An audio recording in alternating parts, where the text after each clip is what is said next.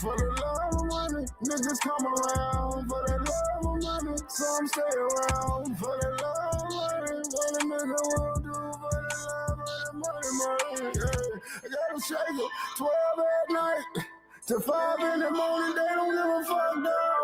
If it's for that money, niggas gon' bark and they bite like a motherfucking dog. Gotta party like a motherfucking dog. For that cat, I am gon' roof and I'm barking at that cat, and I am gon' take the roof off when I'm riding that ride. Rip leaning to the left, but I'm steady on the right. I'm sweating with a purpose. For the purpose. A nigga been sipping on that purple. A nigga been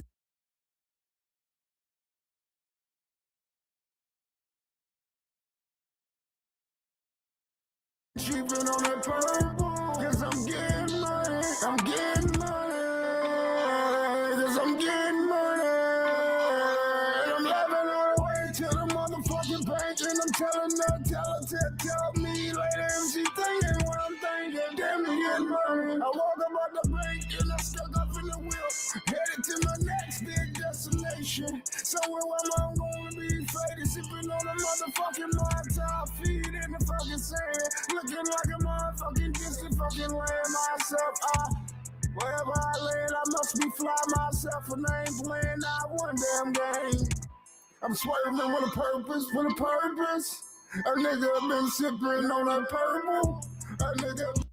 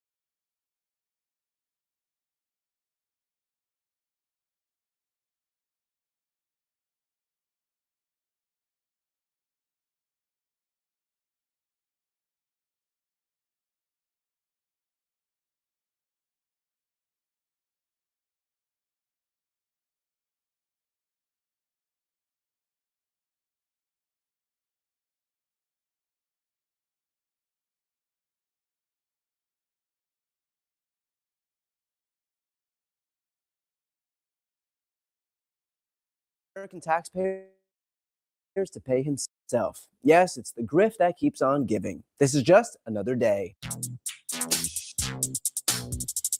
Recently, it was announced that Donald Trump is suing the IRS for $10 billion for the disclosure of his tax returns in 2019.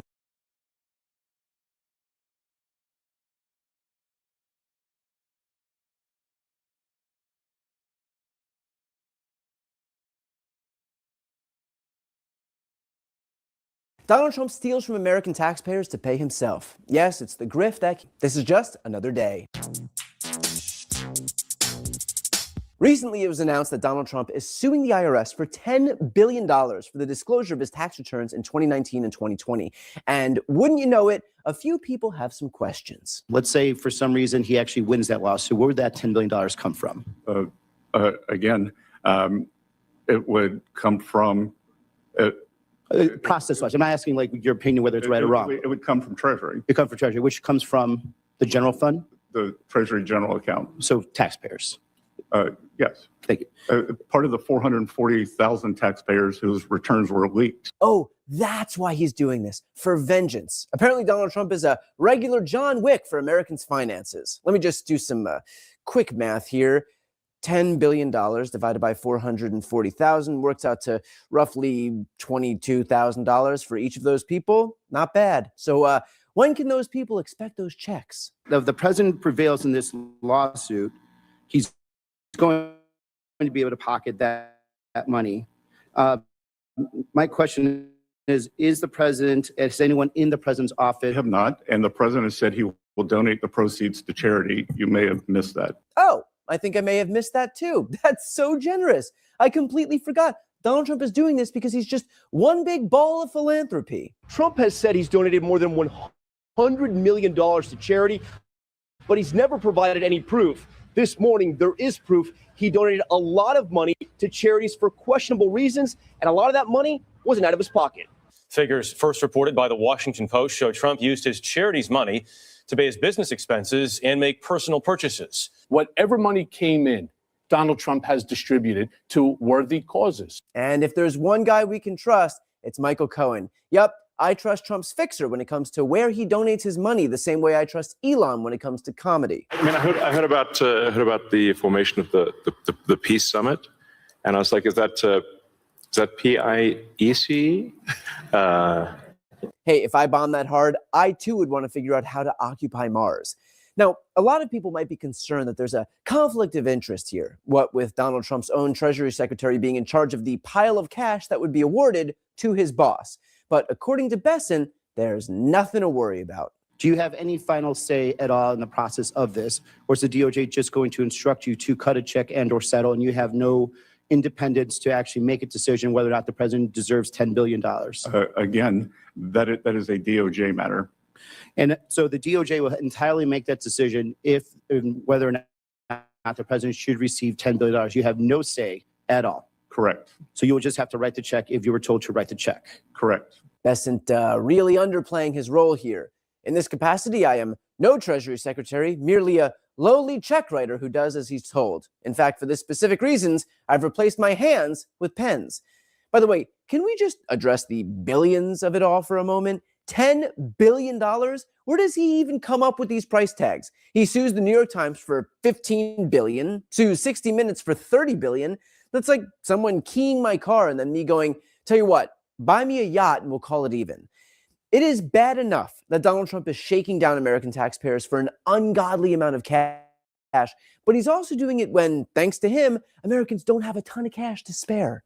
Breaking just moments ago, new data showing January was the worst month for job cuts since the 2009 Great Recession. CNN senior reporter Matt Egan is joining me now. What else is this report telling you? Yeah, Sarah, look, this is a bad way to start 2026. A bad way to start 2026? No, waking up with a hangover was a bad way to start the year. Having our economy mirror 2009's is a fucking monstrosity. Listen to these numbers. During the month of January, U.S.-based employers announced just over 108,000 layoffs. Now, that is roughly double January of 2025 and roughly triple the end of last year. In fact, Sarah, as you mentioned, this is the highest since January 2009 during the great financial crisis. Of course, that was just months after the collapse of Lehman Brothers. Yeah, and for some reason, when the economy was that shitty, our president wasn't going around saying stuff like this. Look, we have the hottest country in the world.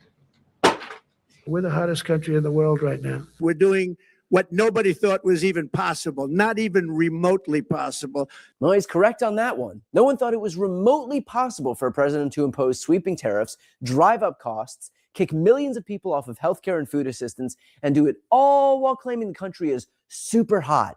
Is anyone still confused about who Donald Trump is? Seriously, how many more examples do we need of our president using taxpayer dollars to enrich himself and his family before we all conclude, I think this guy might be taking advantage of the American people? He is suing his own DOJ for $230 million. He hosts clandestine meme coin dinners at $1 million a pop.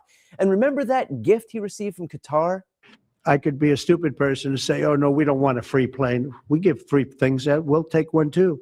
That's right. Only a stupid person would turn down a free plane, and only a duplicitous, money-hungry autocrat would claim that this free plane was actually free. All right, the Defense Department has confirmed now that the U.S. has officially accepted this. It's a Boeing 747 jet from Qatar. President Trump plans to use this after it receives sufficient security upgrades. How much will it cost to do this? Well, Errol, some estimates put this retrofitting, as they call it, to up to $1 billion. So the aircraft may be $400 million. It's going to cost $1 billion estimated. Well, I think every American loves a good investment opportunity as long as when it's finished, they aren't allowed anywhere near the investment. And lest you think that Republicans give a shit about stopping Trump's scams, when Democrats attempted to put one condition on this gift, saying that after $1 billion taxpayer dollars were dropped into retrofitting it, Trump couldn't simply take the plane with him when his term was over, the GOP voted against it. I guess when you live inside Trump's colon, it's safe to assume that you'll get to go on the plane with him every single time. Donald Trump and his family have made almost $4 billion, billion with a B, off of the presidency in just about a year. Think about that, $4 billion in 1 year. And yet, for some reason, this fearless philanthropist still needs other people to donate money for his ballroom, for his newly renamed Kennedy Center, and even needed someone else to cover military pay during the government shutdown that he was responsible for. Can you imagine what a hero Trump would have been if he paid military members out of his own pocket? He couldn't get better press if he replaced his whole cabinet with puppies. But he can't do it because he is a grift-obsessed asshole. This president's entire populist narrative that he just wants to help out hardworking Americans, that he's looking at is complete and utter bullshit. Donald Trump will use every renaming moment he has in office to enrich himself and his family by shaking down taxpayers for every last cent they've got. And the president said he will donate the proceeds to charity. You may have missed that. Oh, I didn't miss it. I just don't believe it. Before you go, if you enjoyed this content and you want to see more and support independent media, please subscribe to this channel. The subscribe button will be right here on the screen. But second, the reality is that we are now in a political environment where this administration can lean on any of the social media platforms to suppress certain voices if they don't like critical coverage. That means my longevity here is in the hands of a few tech billionaires who are already making it clear that they are willing to cater to this administration.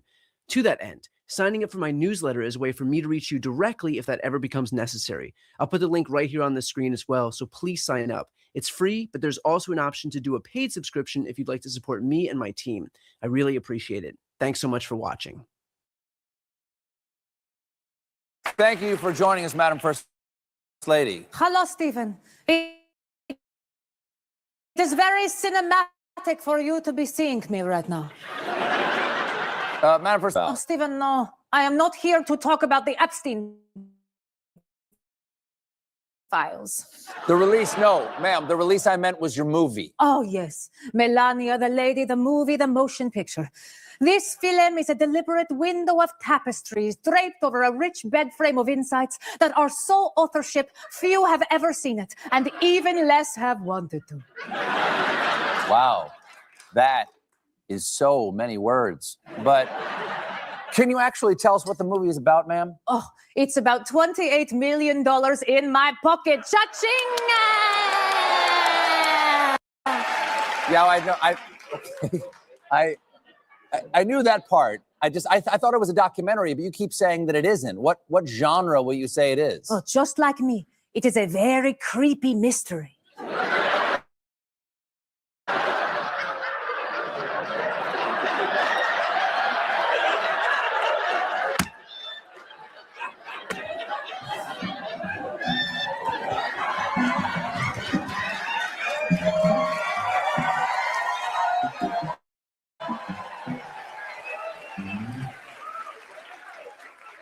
I play Melania, the third wife of an aging billionaire. I am moving into a spooky old mansion called the White House, where I definitely live and sleep with my husband. Wink! I'm sorry, did you just say the word wink? Another critique we're hearing from some Republicans is that these emails are cut and spliced. They're taken out of context. Some of them are a little bit difficult to decode, if you will. Bullshit. Difficult to decode? Have you read these emails? They weren't put together by Navajo code talkers. Here are the emails. Hey, Jeffrey, rented a huge house in Ibiza, invited lots of girls from Russia, all models. The scout used to scout for Trump, but he doesn't work for him anymore. He's coming with 12 girls and would like to meet you. Or how about this one?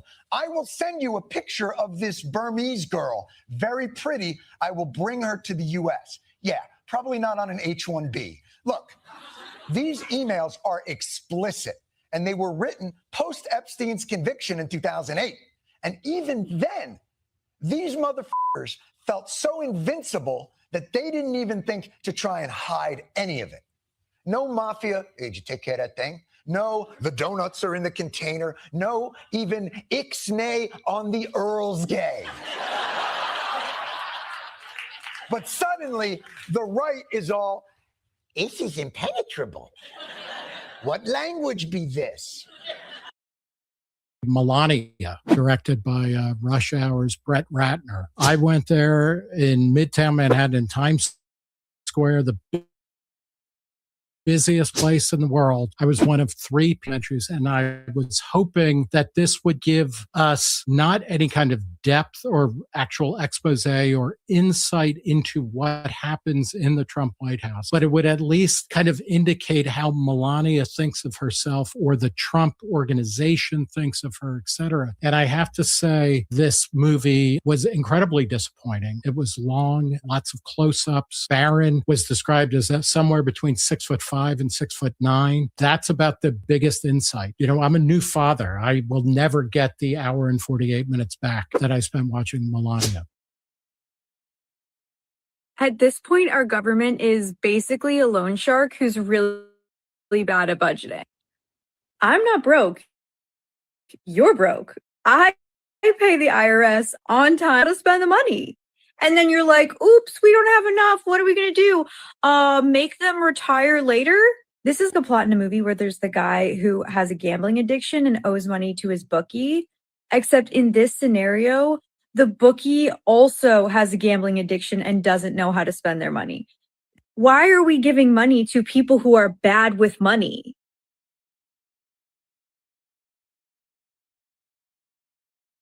Sam Bankman-Fried ends up with a portfolio heavily concentrated in 2 things.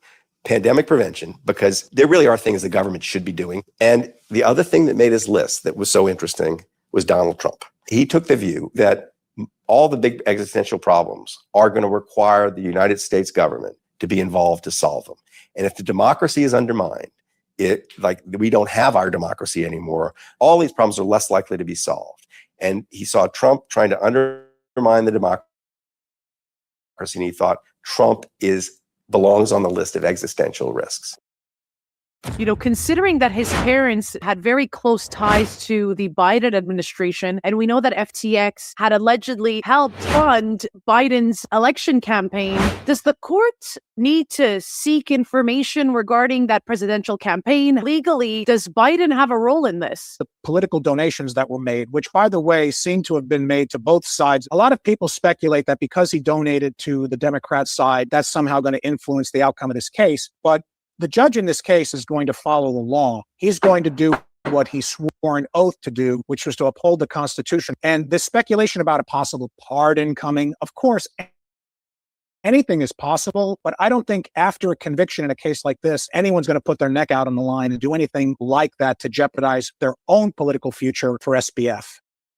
He'd given, I think, about $240 million, right, to the Biden administration campaign for 2020. And then I think just recently in the last maybe month or so, right, FTX had given something along the lines of $40 million, right? So I think all the news articles that you'll look at more recently will talk about that $30 or $40 million that was recently donated to politicians. But I think there was quite a lot more just a few years ago. Just the corruption on this with FTX is just reeks real bad.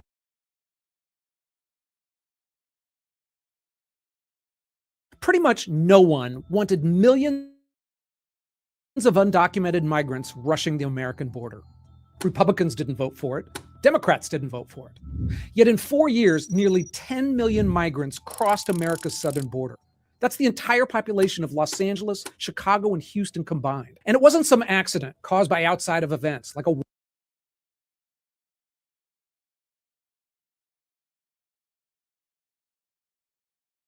or a natural disaster. The surge happened because of deliberate choices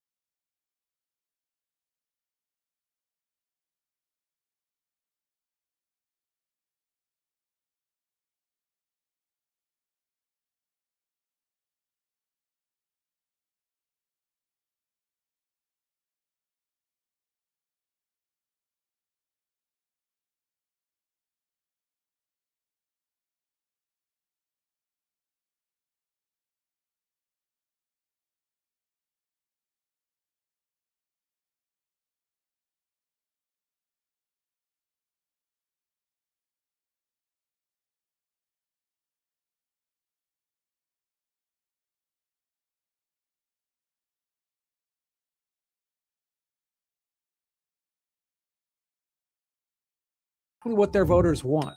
They study polls, they watch the news, they listen to supporters.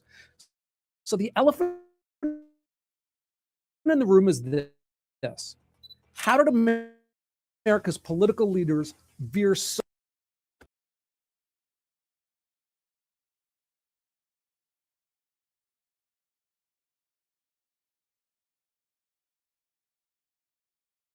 millions of undocumented migrants rushing the American border? Republicans didn't vote for it. Democrats didn't vote for it. Yet in 4 years, nearly 10 million migrants crossed America's southern border.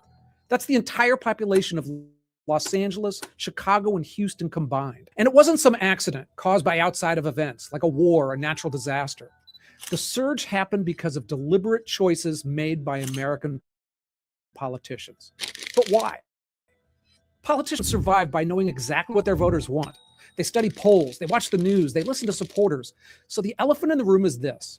How did America's political leaders veer so dramatically off track, essentially handing Donald Trump a lifeline back into the White House? Hey, I'm Ken LaCourte. This isn't a partisan take on immigration or even politics, but an understanding of how that crazy situation came about. Because only by looking fairly at uncomfortable truths can we actually learn from them. In the next few minutes, you'll discover how the history of illegal immigration set this stage, how Trump's first term shifted the landscape, and how Biden's overreach turned the issue into a political boomerang. Okay, so America's immigration debate obviously didn't start with Biden or Trump. For the last few decades, both political parties have danced around illegal immigration, each looking for opportunity and each afraid of getting burned by voter backlash. Both parties had mixed motives. On the Republican side, many leaders feared the racist label if they pushed hard for border crackdown. They also got subtle pressure from corporate donors who wanted cheap labor. I mean, a lot of businesses, agriculture, construction, service industries, they benefit from a steady flow of workers who will work for lower wages. On the other side, Democrats had their own balancing act. Latinos were an essential part of their political base, and so they feared an immigration crackdown would cost them votes. But many Democratic voters, especially union and working class Americans, they didn't want lenient policies that brought people into the country who would essentially lower their own wages. Historically, both parties saw how the balancing act blew up in the face of a Republican governor back in the 90s. Pete Wilson of California rode to re-election with a landslide by supporting Prop 187. It was a ballot measure denying state services to illegal immigrants. Voters loved it too. It passed by nearly 60%. And for Republicans, it was a huge win, at least for a little bit. 1987 became a rallying cry for California's Latino community, who saw it as an attack on them. And soon, hundreds of thousands of Latinos registered to vote, nearly all of them Democrat. And the result? Within a few years, the reliably red state of California, it actually was back then, it turned permanently blue. Republicans never recovered, and today, California is basically a one-party state. Wilson's name became a cautionary tale for Republicans nationwide.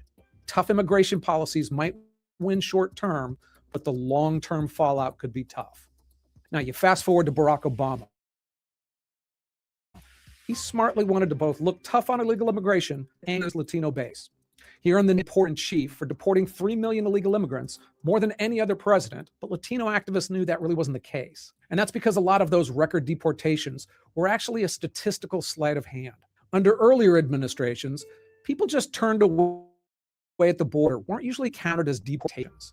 Obama's team decided to count turnarounds as formal removals, and that gave a much inflated deportation figure. That tough on immigration stance allowed Obama to introduce DACA, the Deferred Action for Childhood Arrivals program. It was an executive order he did that allowed nearly 1 million young people who were brought to America illegally as little kids. It let them stay, work, study without fear of deportation. Politically, this two-step was pretty smart. It allowed Obama to look tough on immigration publicly while still scoring points with immigrant communities and progressive voters. Still, when you look at polling numbers from back then, only 37% of voters approved of Obama's overall handling of immigration. Now, that was driven mostly by Republicans, but even a majority of Latinos who, over the time, had started to become a little bit more negative about the increased number of illegal immigrants. And this started a shift by both parties away from their base. Democrats had shifted a little further left than their base wanted to see, and Republican leaders were they were very quiet or even mixed on the issue, creating a huge opportunity for a political candidate to fill that void. And of course, eventually one did. Donald Trump came out onto the political scene in 2015, in large part because he wasn't cautious at all about immigration. As Republican leaders tiptoed around border control, Trump took a super different approach. He was inspired partly by Ann Coulter's book, Adios America, and he went all in from the very moment he descended on the escalator coming down to announce his presidency. His quote saying that Mexico wasn't sending their best, they were sending criminals and rapists. They're bringing drugs, they're bringing crime, they're rapists, and some, I assume, are good people. It wasn't polite, it wasn't nuanced, but it resonated with millions of voters who they believed that politicians had for decades just ignored a growing problem. That hardcore immigration stance completely set him apart from nearly every GOP candidate. Jeb Bush, Marco Rubio, others, they warned that the harsh rhetoric would alienate Hispanic voters. But Trump didn't listen, and he doubled down, promising a big, beautiful wall along the southern border. I mean, the idea was mocked relentlessly by the media, who got talking about it, and Trump. And look, I worked in the news during that campaign, and I saw it, and it was pretty clear that it was the single most important issue that separated him from the other Republicans and helped him win that nomination. When he won and he started to implement some of his policies, the backlash was immediate, it was intense. Most of the media hated him to begin with, and they painted his immigration policies as cruel and inhumane. Kids in cages, migrants supposedly being whipped, crying politicians and celebrities at the Mexican border. They flooded television screens and dominated headlines. And look, I could get into the accuracy and the fairness of that coverage, but that's not the point here. The point was that it was effective, not with Trump's core voters, but with many moderates, and they're the ones who often swing elections. And more importantly, Democrats believed those optics alone would help crush Trump politically. They looked at polls, often influenced by how the questions were framed and often commissioned by advocacy groups, and those polls reinforced that same assumption, making Democrats confident that Trump's stance was politically suicidal. But while a lot of Americans didn't like the concept of child separations, they still supported stricter enforcement overall. The numbers were still driven more by Republicans, but by the end of Trump's presidency, 80% of Democrats wanted more, not fewer, resources to go police the border. But by that time, the major Democratic candidates were going all in on the other way. None supported building the physical barrier, and instead their policies were more about pathways for citizenship, or decriminalizing border crossing, softening the force at the border, and offering illegal immigrants more services, not fewer. All of these beliefs, and some miscalculations by the Democratic leadership, set the stage for the Biden administration. And it might not have hurt them as badly as it did, except for one man whose name isn't Donald Trump. I'll explain that in just a second. First, though, let me talk just a bit about the politics of illegal immigration, specifically among that Democratic leadership. Now, I'll keep this part short because it's an important part of the equation, but it's in the realm of things that I can't document with a poll or a statistic. Okay, so politicians often lie, and many times it's in ways that no one can prove. I mean, when one stands up and says, I have deep love for the Albanian American community, I mean, it's tough to know if that's real or if there's a political calculation to something like that. And even when I have strong suspicions, I can't read minds. But it's fair to ask what's really behind those who want to open up the border. I discussed the concept of trying to signal support for Latino Americans, something that's routinely and publicly stated. Now, that bet worked pretty well for a long time until it didn't. But are there more underlying reasons to want more undocumented immigration? Well, many Democrats would say there's an obvious reason: compassion. I mean, we are a nation of immigrants, and even the most jaded person would look at some kid living just a few miles south of the United States in a one house with dirt floors and see something cosmically unfair about that. And usually that compassion didn't have a political cost. Declaring your Vermont town to be a sanctuary city, that sounds great on campaign ads, and there's little downside, especially in far-flung cities. After all, half of the nation's illegal immigrants live in the 4 border states: California, Arizona, New Mexico, and Texas. But we also can't deny a strategic calculation Democrats have banked on for decades. Immigrants and their kids tend to vote Democratic. So if you let millions in and eventually legalize them, that's millions more future Democrats. Now, politicians never quite say it that bluntly, of course. They talk about paths to citizenship or comprehensive immigration reform or whatever euphemism they use that won't spook people, but most people understand the game. Again, those are things that are difficult to prove, but you can't just ignore them and pretend they're not a factor at all. Okay, so all this leads us to the Biden administration, where the political miscalculations finally collided with reality. On his very first day in office, President Biden didn't waste any time. He was determined to prove that he wasn't Trump, and immigration was his top target. With a few executive action signatures, he stopped construction on Trump's border wall. He tried to freeze deportations for 100 days, and he scrapped the Remain in Mexico policy. That, and more, sent a crystal clear message to anyone thinking about heading north. America was open again. Almost immediately, the numbers exploded. In Biden's first year alone, border crossings soared to 2.4 million encounters, the highest ever recorded. Biden's defenders tried to cite external factors like poverty or violence or climate change, anything. But those problems existed long before he took office. The only real change was the country's immigration policies. Now, look, I need to make a quick side point about immigration numbers, though, because they're super convoluted. I mean, no one knows how many illegal immigrants are in the country. Some of that's because we don't know how many have sneaked in, but a lot of it is because of intentional government actions that intentionally make those numbers confusing. By the way, if I screwed up any of these numbers, I'll correct them in a pinned comment below. And if you're digging this, don't forget to subscribe. Okay, so take changing the Remain in Mexico policy I mentioned. What that means is that someone who may have had an almost non-existent chance of getting asylum could come into the country and be allowed to stay here while he was waiting for his court hearing. Courts that were backlogged by about 4 years. So there were about 1 million people who weren't considered illegal under the Biden administration because technically they were waiting for their hearing, even though many of them would never show up. But now, for instance, that status under Trump has been revoked, so now they're illegal again. So look, if you want to play games with immigration numbers, they're so squishy, it's easy to do. And both sides do it all the time.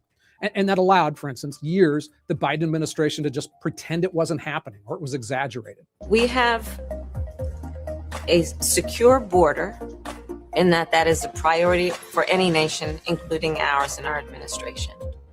And for the first couple of years, most of the media played along. I mean, if you watched Fox News or followed conservative media, it looked like an ongoing invasion. But if you watched other outlets, you might have hardly even seen it at all. One conservative media watchdog group looked at the coverage in August 2021 when border encounters had shot up to 200,000 in just a month. The national news networks that month, ABC, CBS, and NBC, they covered it combined for a total of 6.5 minutes over the entire month. But one man eventually made the entire media pay attention. That was Greg Abbott, the governor of Texas. In April of 2022, he started busing migrants from Texas to cities throughout the United States. He started with Washington, D.C., and then expanded to sanctuary cities around the country, mainly New York, Chicago, Denver, Philadelphia, and Los Angeles. Abbott's actions may have been political theater, but it undeniably changed the conversation. In 2 years, he had sent out over 100,000 migrants to these cities, and it forced these mayors to grapple with the same chaos that Texas border towns had dealt with for decades. Let's look at one example. Eric Adams, New York City's mayor. He quickly changed his tune from being a strong supporter of sanctuary cities to saying the surge would destroy New York City as immigrants from Texas and then other areas started flocking there. They estimated 175,000 immigrants came to New York with a 3-year budget cost of $12 billion.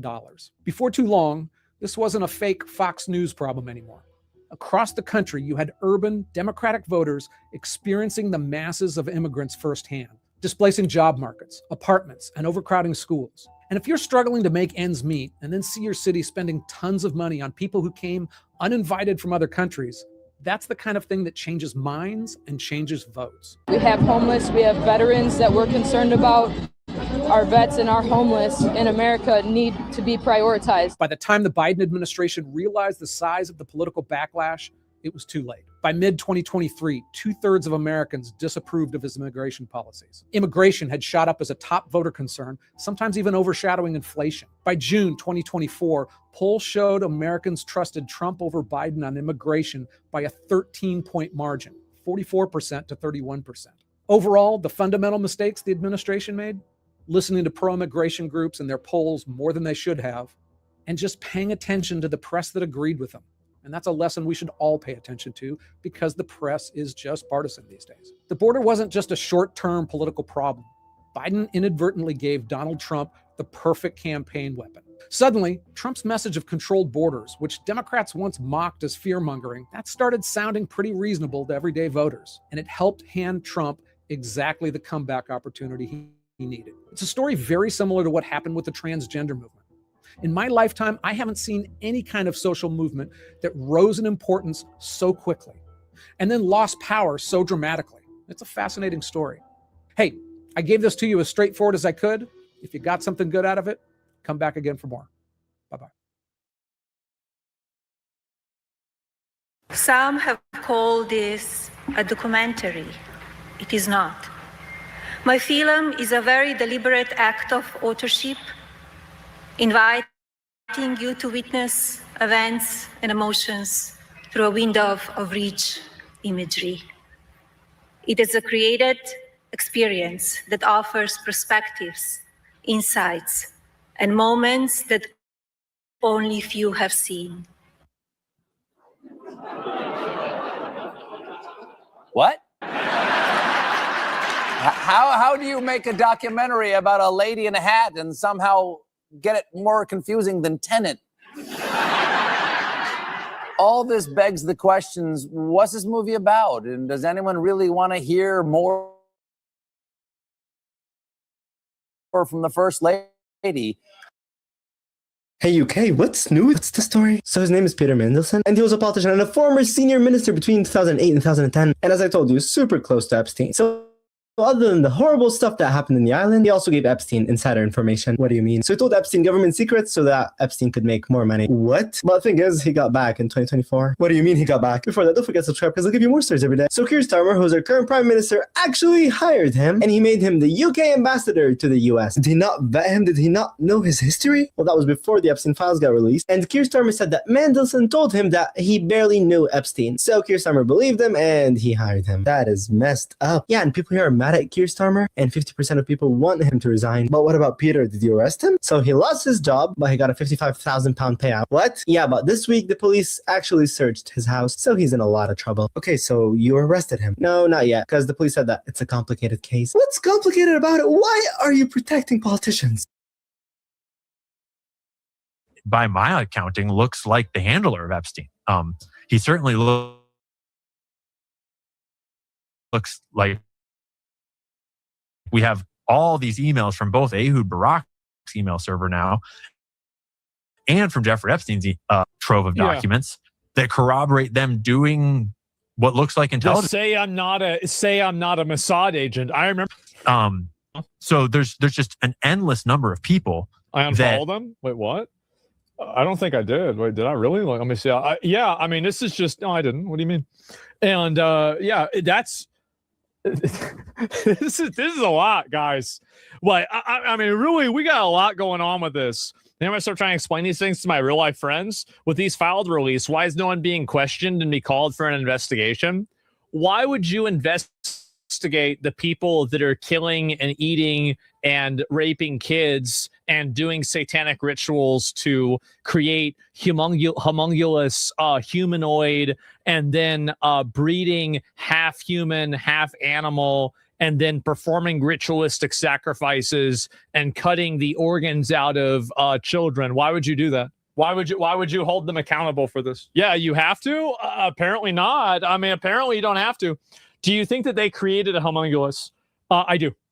I think that they probably have, like, realistically. I mean, let's just think about this logically. Do you think that they've tried to clone human beings? Absolutely, they have. I'm going to be honest. If our government hasn't tried to do that, I want my tax money back. I do. I want it back. If we're not trying to clone people and we're not trying to, like, grow people inside of a lab, I'm getting scammed.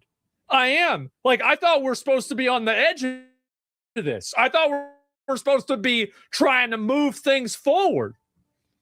Like, really? I mean, I'm not even saying, like, there's a lot of reasons why you could grow a person. Why? Well, because you could grow organs that way. Like, that's the main thing. Absolutely. 100%. They said that about a lot of things, and it wasn't. And we need a real Captain America also. Yeah. Do you think they were successful in cloning human? I don't think they were successful.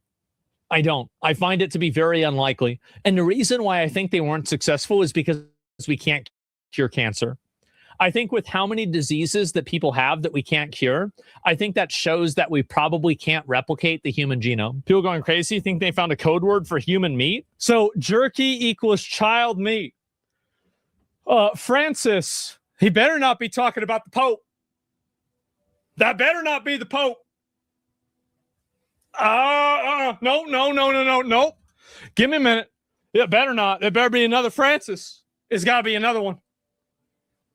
Yeah, oh boy, no. Francis has time to come tomorrow. Show me how to make it. Jerky class anyone. He will bring you to taste his new jerky recipe from the restaurant. He sends a warm hello. He's working at a restaurant called Guys, the restaurant's called Cannibal and Cooks. Wait for it. Beef jerky and steak. He has time at 3 p.m. tomorrow if this is okay with you. Here's what I think is really crazy about this email. This email is totally, it's there are no equal signs. There's no bad punctuation. There's nothing wrong at all about it. And so is it because he's doing it on an iPhone or not? Like, that's very confusing to me. Because it's normal. I mean, I don't know about someone else sent it to him. Oh, it's two. It's two. Okay, I'm a big idiot. Okay, I'm so stupid. I didn't know that. I read it wrong. Okay, yes, after blank leaves, can blank make some jerky? I think we should landscape all around the house to use the water if possible. Lodge and ranch central if needed. If the main house is not enough. Wait a minute. Wait, what a minute. Didn't he say, wait a minute. Removed, apparently. There's a bonfire right here. Maybe where they burn people alive. Or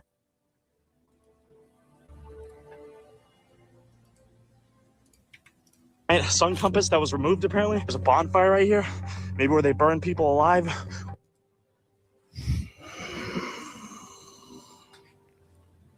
Okay.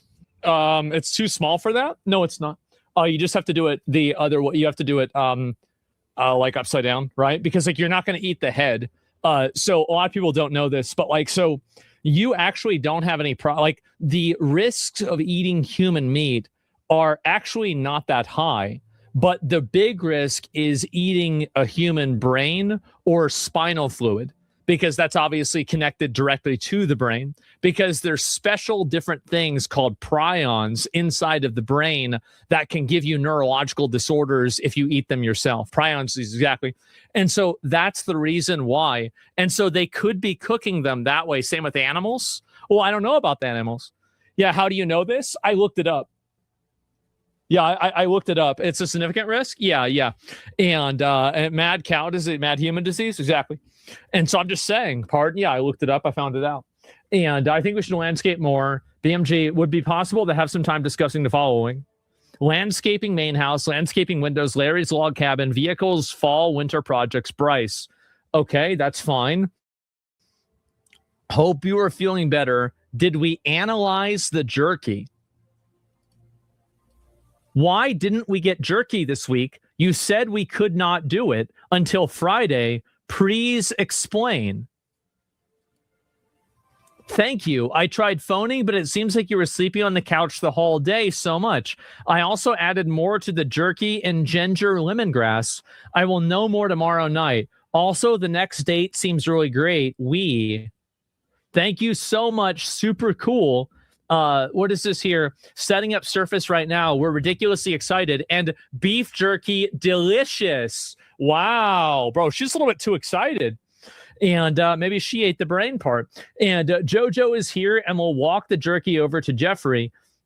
We'll walk the jerky over to Jeffrey. Why would jerky walk around? That seems kind of weird. Why would it do that? I mean, I guess like you're walking something over there, like, I don't know, like it's okay, that's not enough. That's not enough to go with. Ginger lemongrass, perhaps code for ethnicity. Maybe, right? You don't know. That's a good idea. Delicious lunch, beef jerky. Steve and I are very grateful, above all, for your friendship. Some of these emails are so wholesome, aren't they? It's too bad they eat kids.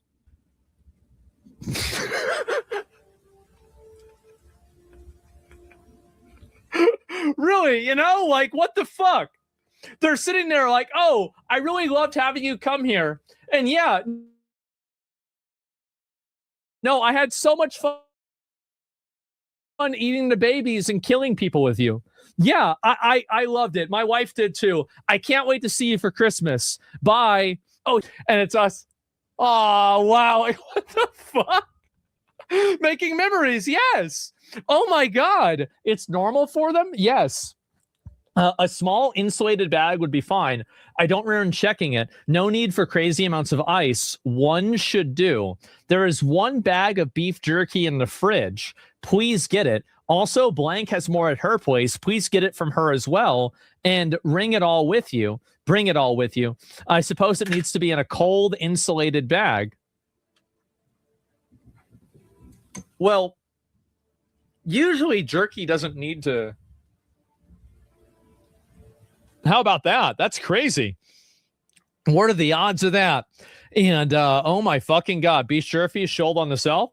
Yeah, I mean, guys, I think I gotta put this in the refrigerator. I had no idea about this. Oh my God. So yeah, coolest code word. I don't know. You can't eat beef jerky anymore. Yeah, it's not even refrigerated. And do you mean, what is this here? We talked about this at the ranch. Why isn't it done? Steve needs a 6 to 8 ounce portion of jerky. I gave you all the jerky we had, roughly 2 pounds, and it lasted only half the amount of time it was meant to. I felt like it was more important for you to have the jerky to eat during my time off. My plan is to make a batch before I leave for LSJ, and some of that will go to Steve, and the rest will go to you at LSJ when I arrive. Little St. James Island. That's what LSJ must mean. Oh, that's the... So wait a minute. So that means that... So logically, that means that they were doing this off of the island. They weren't doing this on the island because I will make a batch before I leave for. So that would imply that he's somewhere else. Maybe he could be at the ranch. That's it, right? And oh my fucking God, or the fire pit. Yeah, it's Zorro Ranch. Exactly. Do you mean prepared only 3 ounce per day? Steve Hansen is sending jerky to your attention overnight. Just wanted to touch base about jerky.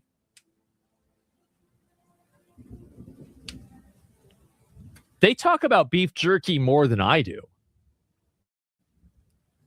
This is a big nothing. How sure are you? Because I think that there's a 50% chance at least that it's nothing. But is there 100% chance? I would say there's not. I think there's not. I feel like it's higher than that. Yeah, I mean, I don't know, guys. It's drugs. I mean, I'm not sure about this. Don't you call it beef jerky? Yeah, I do. J.E. said he was going to start eating regular food again, so he might be eating less jerky. He said he has 6 bags of it in a downstairs freezer. Why would you freeze jerky? I believe it should be enough to get him through. Any other questions, please let me know. J.E. is asking to bring him more jerky. Jeffrey Epps, bring him more jerky. Are you flying on Friday? I would like to collect it from you and take it from me on the plane. I'm flying in on Friday. I will bring jerky. Is there a time I could come say hi and drop off the beef jerky? Images of Jeffrey Epstein with eating with beef jerky at all in the picture. We're going to ask both AIs. We're going to see what it says. We're going to see what it says. No, there are no recorded or publicly known images of Jeffrey Epstein with beef jerky in the picture. Turn up nothing resembling an image. Based on public, there is no evidence or record of any images showing Jeffrey Epstein with beef jerky. So it's crazy that they're just talking about, like, isn't it weird that they're like, for example, like I talk about drinking soda and eating beef jerky all the time. And if you went into my house and you took a photo of my house, you'd probably see beef jerky and soda somewhere. So you can go through, what's this here? Commercial. Apparently it's his last girlfriend who's active on Twitter right now. So this was Jeffrey Epstein's potential last girlfriend.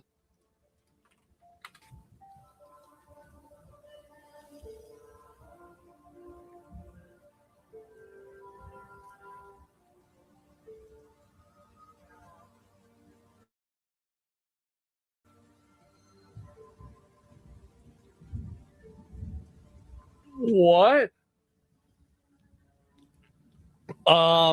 We do not need to show us on. Wait, what is this? She's the jerky supply. Well, wait a minute. It's highly addictive if it's 6 days. It's an old account. Yeah, joined November 2017. One username change sent last on November 2017. So it is. How do we know who this person is? I'm not seeing her name.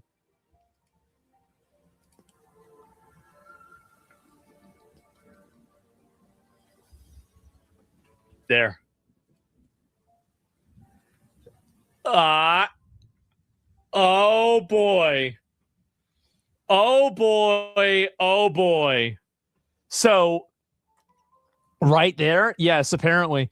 And Francis Derby is literally the executive chef at a restaurant called The Cannibal in New York City. He left in 2017. Wait, what? The Cannibal restaurant in New York City? Wait, what?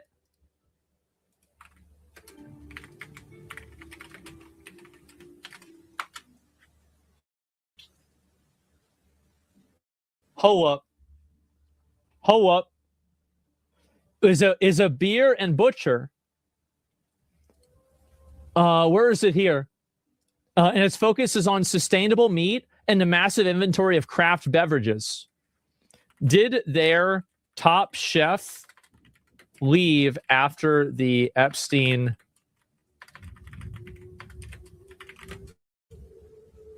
leave as a result of Epstein? As a result,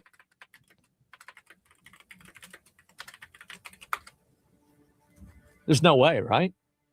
Jim and I won't answer that. There's no reference. Francis Derby, he left in 2018 simply to return to Long Island. Okay, so he's not. Okay, that's interesting. Wow. Did they serve beef jerky? Does beef jerky?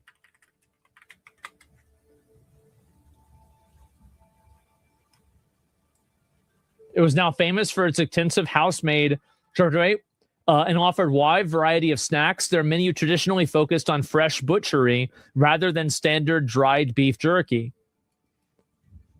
So they apparently did it occasionally, but not really. So who sends beef jerky to a lab for analysis? Wait, what? Hold up.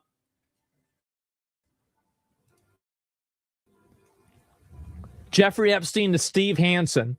Old saying, dog ate my homework. Well, the dog ate the beef jerky. I was looking for the beef jerky as I knew it was in my suitcase, and I thought that maybe I left it on the beach, only to find a small plastic bag near my dog's bed. Hence, no beef jerky. I'll email Francis to make us some more, as I need 6 to 8 ounces to send to the lab, and I'll forward to Francis the info to send to the lab directly. I think something's going on. I do. The lab is another code word. Well, you'd have to have repeated uses of it in ways that are inconvenient or confusing. So that's it. Is this beef jerky was adrenochrome? No, I don't think that's it either. I'm just like looking at everything. So what else are these people saying about it? 6 bags of beef jerky in the downstairs freezer. Why would anybody freeze beef jerky? Epstein said he was going to start eating regular food again. How is beef jerky not regular food? I am going to give this a point of credit, okay? Is that there are a lot of people that really eat a lot of beef jerky, and it causes digestive issues and problems. And because of that, they end up, like going back to eating normal food after that. How do I know that? Nobody knows. It's a mystery. And so anyway, biltong can be frozen. Yeah, I think that's like made out of frogs, right? Nobody's been this excited about jerky. I have. I've been even more excited about jerky than this is. Yeah, I mean, what are you talking about?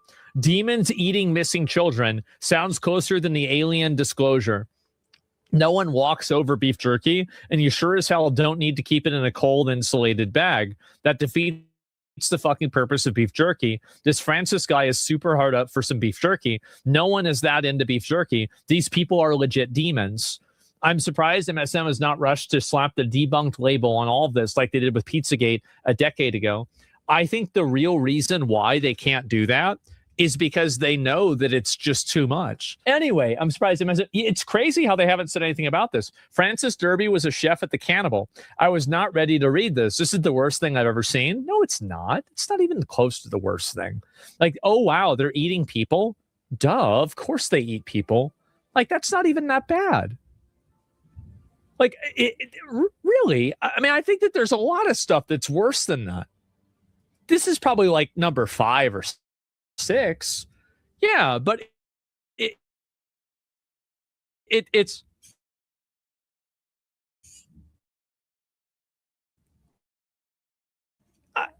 pretty. Are we really going to say it's that bad? Guys, he's sitting there smiling on a Skype call with a person, and the name of the person is torture. And talking about melted cheese. Like, oh, well, actually, you know what? I bet all these fit together. You know what? That's probably not even true. I bet they all just fit together. And you're saying it could have been worse? Yeah, it could have been worse. And what's number 1? What's the worst thing? I think that so I would say the worst thing, this is my opinion of the worst thing, is that the V-Bucks, no. I think it's that the fact that they the young girls, and then they force them to give birth, and then they take their babies away, and then they sacrifice the babies. I think that's the worst one. Like, personally, that's the worst one in my opinion. Right? And eat them, right? That's the word. So like, if you want to think, because I've thought about this, right? I feel like everybody needs to think about this every once in a while. So is that proven? Well, a lot of this stuff isn't proven. Like, it's just, there's just a lot of points on the graph, and they make the same line. So that's it. And what about eating babies? You think that's number 5? Well, it's not necessarily that And the thing is that jerky, I don't even agree that jerky would be child meat, because generally jerky is aged meat. So I would assume that they would use another term like veal or something else to talk about kid meat. So I'm not even convinced that jerky is, I think it could be human meat, but there's no definitive proof in my mind that it has to necessarily be a kid's meat. You see what I'm saying? Like, and look, guys, I just talk about things. I do. Filter on this at all. I just say it. So there might be people saying like, damn, like what people will have a little bit of shock. Listen to this. But no, I just say it is. I say that's the way it is. Jerky could be old sex slaves. That could be it. Yeah. I mean, it could be something like, it could be like a life cycle, right? Where like, yeah, that could, no, but usually I don't know. I mean, the ounces of it too, not 6 to 8 pounds. It says 6 to 8 ounces.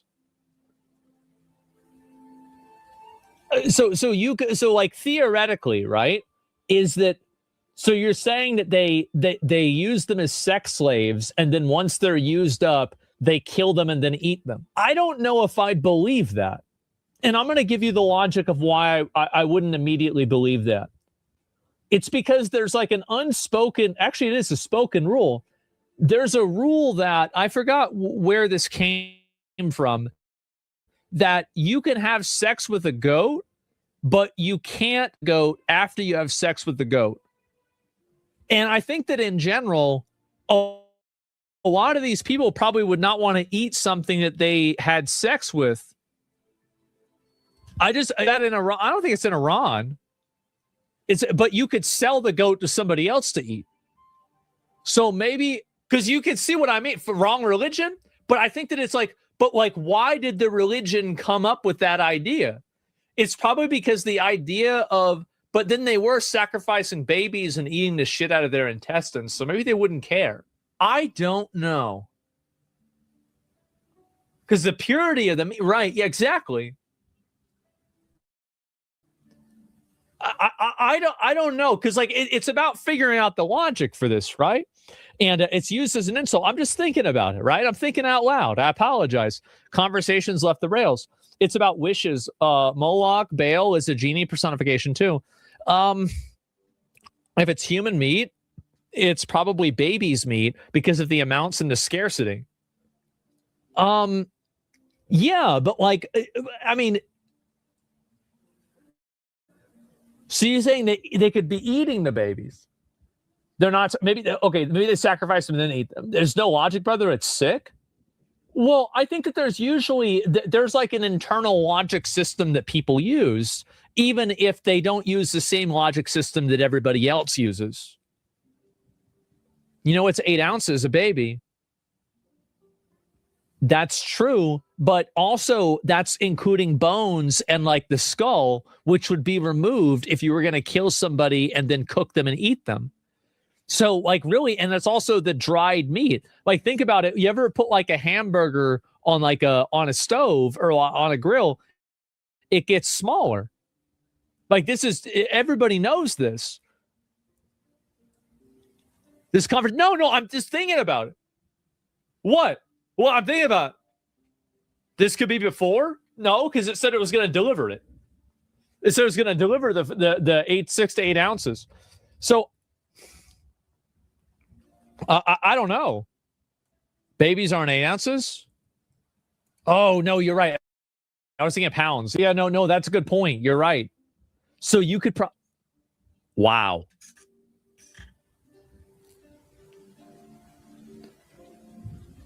Man. I'm just doing the math in my head. Because, like, okay, this is like a South Park episode about this? I mean, I never seen that. 8 bags, 8 ounces. This is a lot. This is a lot for me to think about. Are there kosher rules for cannibalism? Well, I don't know. I mean, are cattle kosher? I have no idea. We're dealing with pedophiles who worship demons from biblical times that control everything on the planet, and y'all are talking about voting them out. Yeah, it's okay, guys. If you vote for the other side, it'll all go away. I think the sub needs to change from conspiracy to I told you so. This is a lot, huh? Epstein's last girlfriend is posting right now, and it's getting crazier. So this is the other one, right? So this girl, randomly, I don't know who this is, but people are saying this is Jeffrey Epstein's last girlfriend. And this is the same name as inside of the files, and her name change hasn't occurred since 2017 before the files released. And she's following Stephen King, Ricky Gervais. I mean, this doesn't really mean a whole lot, right? I mean, I don't think there's really, I don't know why I'm not following him. And yeah, I don't know. She's following Satan. And so this is what she's saying. After years of silence, the truth. Jeffrey was innocent. I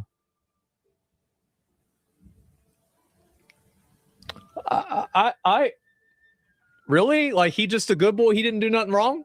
She has the money? Maybe. Trapped by powerful people who silenced him. I was his last confidant, and I have the evidence that they're still hiding. I'm not suicidal, just in case. You'll know the whole truth soon.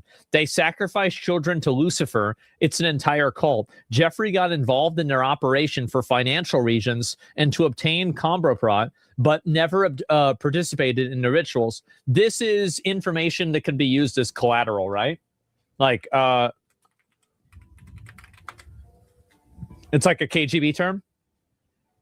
Yeah. Okay, that's what I thought. And it was a long time ago, so I wasn't really sure. Blackmail. Okay, yeah. So, and I've got frame mogged. Yeah, I hate to say I know that, but yeah, I saw that.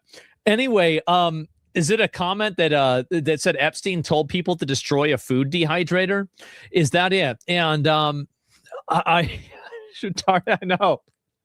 Innocent, by the way. Guys, I'm just not sure I believe in this. Here's the reason why I don't believe it. Nobody in their right mind, well, nobody in their right mind would date Jeffrey Epstein. So maybe we're not dealing with a rational individual. But like in general, what is this here? I'll pull this one up and see it. Okay, here we go.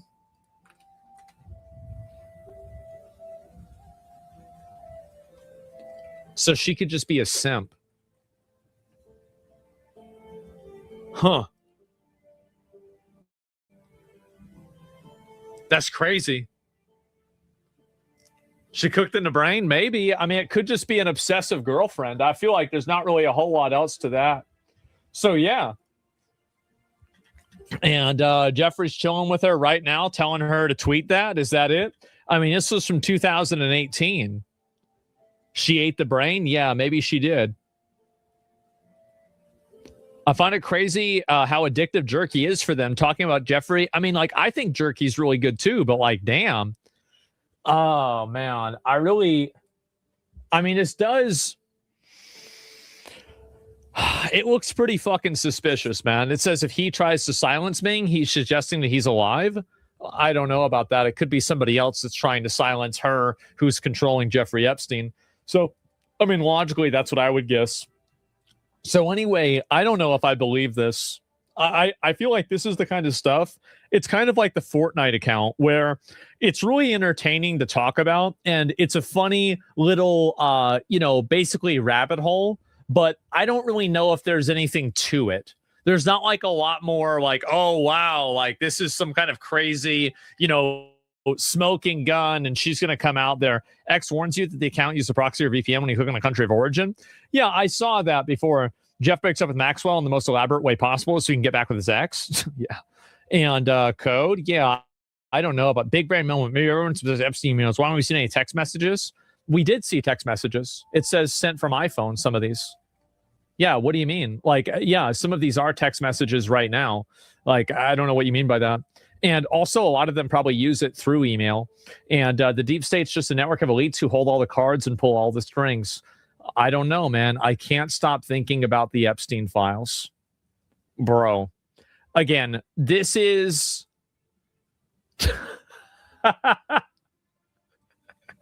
Imagine realizing the God hand is real. Yeah. It's like you read Berserk or watch Berserk. It's like, damn, this shit's crazy. And then you're like, wait a minute, wait, what? What do you mean? What do you mean the eclipse happened in real life? What do you mean by that? Yeah, this is crazy. And aware it's real, right? Yeah. And I knew Griffith was in the files. Yes, exactly. And I don't even know what to say. They dissolved the bodies on the island. Wire transfer request for them. Oh, my God. And eclipse happens every day. Yeah, apparently. And 65-gallon...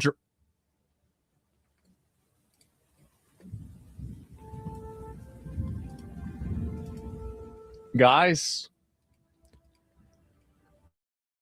6 55-gallon drums sulfuric acid with fuel and insurance charge. They are dissolving bodies. So wait a minute.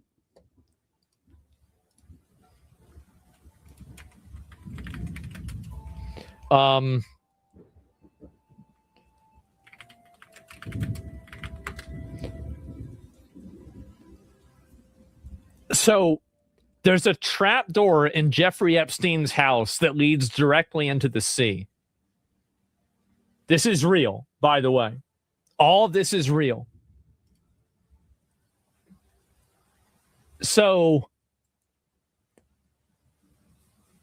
wouldn't hydrochloric be better for human? I don't know. I don't know how. I don't know how to dissolve a human body. I mean, maybe both of them would work. I have no idea. But why would they do it for anything? I have no idea why.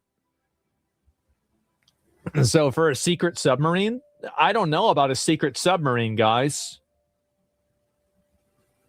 Yeah. Now we used the warehouse for the island, so that could have been hydrochloric acid isn't as strong. Yeah, I just don't know. And did he have sharks down there? Well, people originally thought that is that they threw the bodies in this hole and then they were eaten by, like animals in like sharks or something like that, which I think that's a pretty good theory. But if they're dissolving, like, why do you need a 55-gallon, 55-gallon drums of sulfuric acid? Like, I don't see what you would do with that. It just seems like it's unnecessary. Yeah, sharks with lasers, maybe, right? And for drugs, I don't know about that. And perfume. Oh, it's for perfume. Okay, that makes a lot more sense. So, oh, man. They're not Jews. They want to be Jews. Pizzagate gunman fatally shot by police during a traffic stop.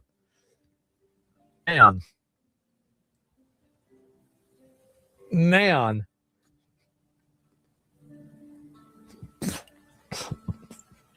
Oh.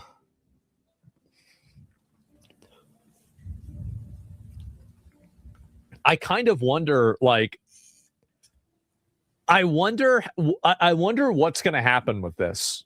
Because this is what my opinion of what I think is going to happen. Nothing. I think that all of this crazy shit is going to come out.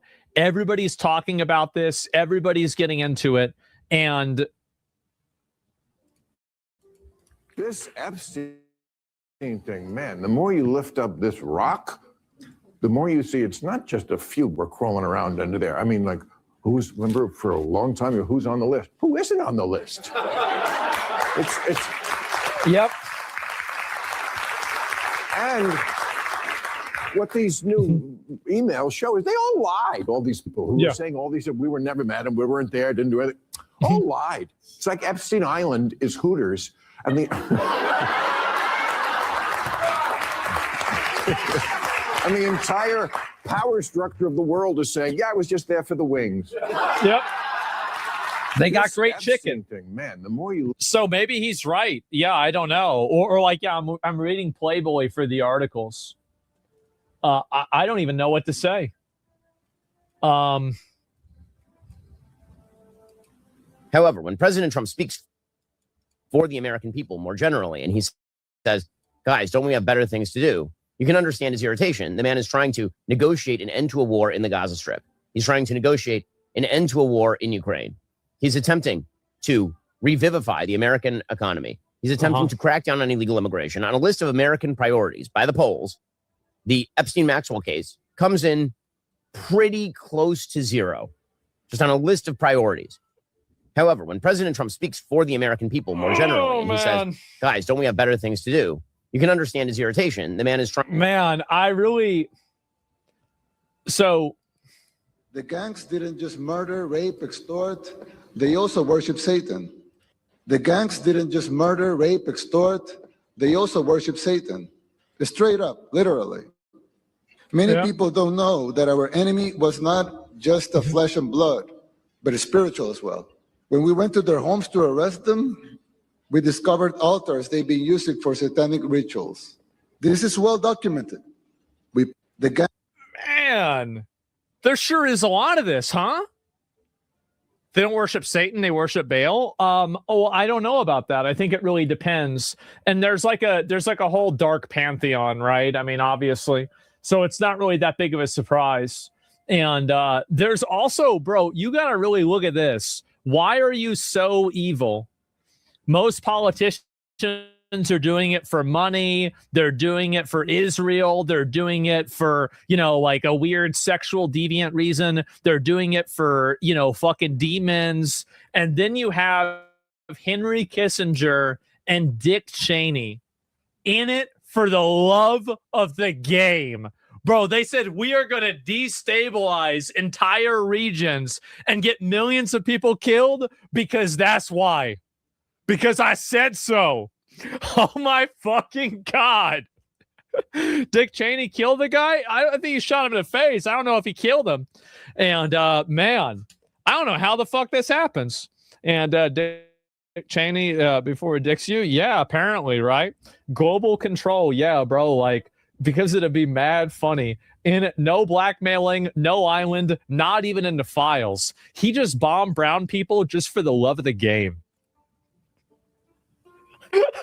God damn. God damn, they're just letting them know, huh? Oh my fucking God. And Peter Nygaard attempts to buy babies woman. As an atheistic person yourself, what do you think about some of the most rich, powerful, and educated people practicing in occult and mystical rituals? Well, I don't really think that there's a lot to it. I mean, if it would work, if the occult rituals worked, they wouldn't have gotten caught. So, like, obviously, I mean, if they've got the power of demons behind them, then how do they keep getting caught? You see what I'm saying? So, like, I really, it does work. Then where are the demons at?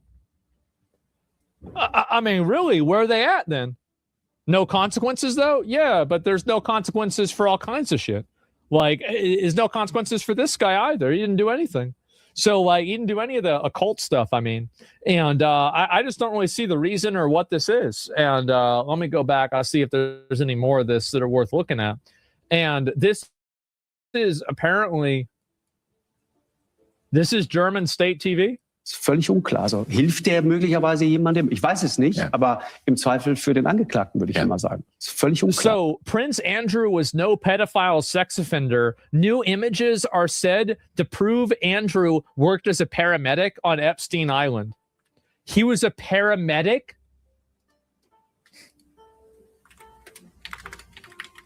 Translate the audio and this video. No way. No way. This is insane. I don't even know what to say. No, we got to find this out. They think the Goyams are retarded. You know what's crazy is that they are. The Goyams are retarded. Like, all they need to do, you've got to keep in mind that all of this is going to be over tomorrow. Because isn't tomorrow the Super Bowl? So the big sports ball event happens tomorrow. So, yeah, the big sports ball event happens tomorrow. So there's probably going to be nobody even talking about this anymore. Yeah, it's going to be over. The super bail? Yeah, it's the super bail this year, exactly. And yeah, that's going to be it. No, hold on, a couple of women met Prince in 2000, who was recently killed in 2025. I'm on the phone, so no link. Yeah, so what are they saying? Completely unclear. So is he possibly helping someone? Oh my God. Is he helping someone?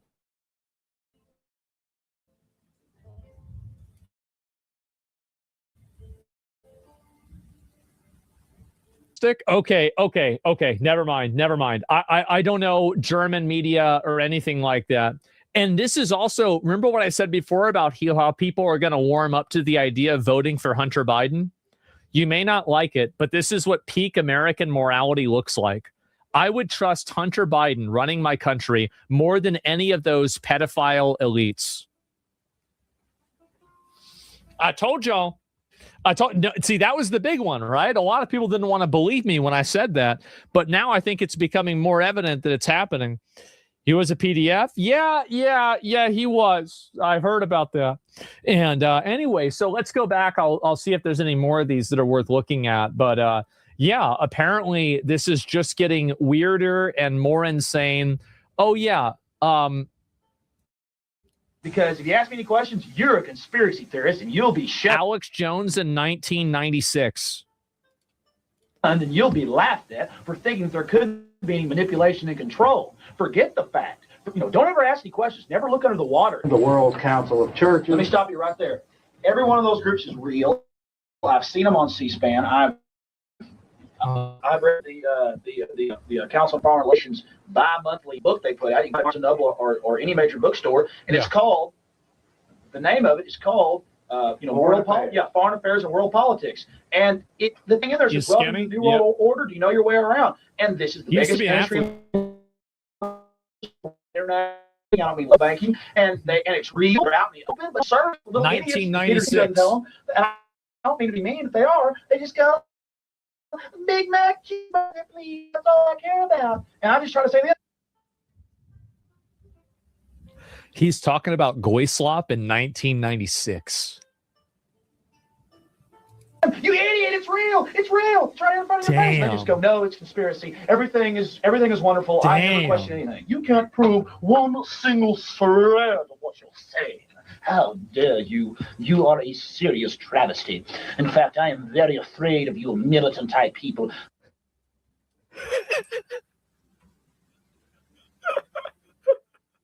Bro, he been in it for a while, huh? He really has been. That's crazy. He never changed? Nah, bro. Like, real ones never change. You can go back and see videos of any of the real ones, and it's the same all the way through.